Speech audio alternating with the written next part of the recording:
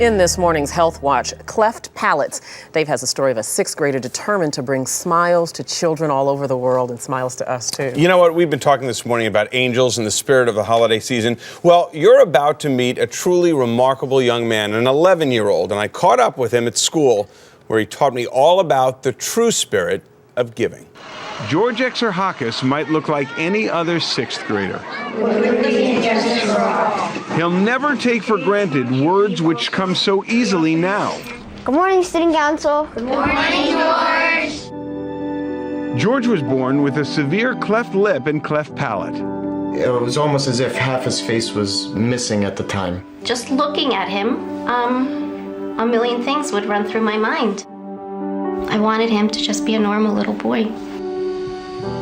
At first, eating and even breathing was a challenge. At only 3 months, George faced the first of many invasive surgeries. How hard is it to watch your child go through that?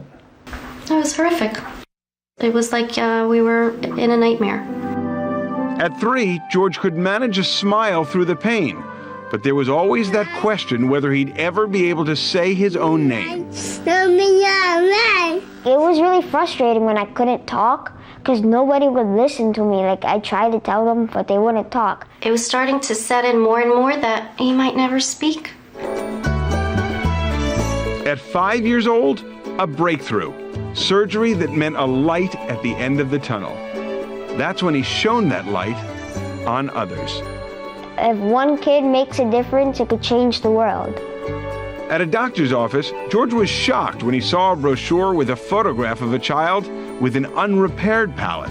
I felt sad because I know that I have the same thing, and here I am, I get it fixed, but he's on the other side of the world and he doesn't have his cleft fixed.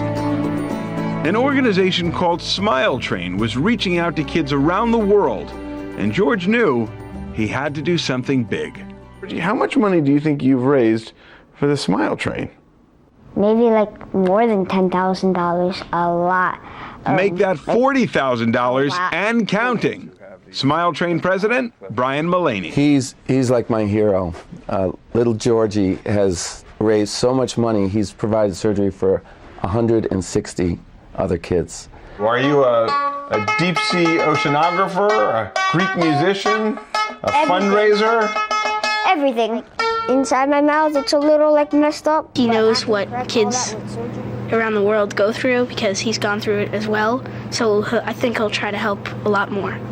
They gave us these bands, t-shirts. One by one, George's classmates have signed up to help. I'm gonna help raise money for people around the world to get their surgeries for their cleft lips. Until every child around the world has a smile just like George's. I put a lot of smiles in the world. And does that make you smile? Yes, it does. What a smile. You know what? We'll just wrap it by saying George hopes to raise $750, but we can all get involved.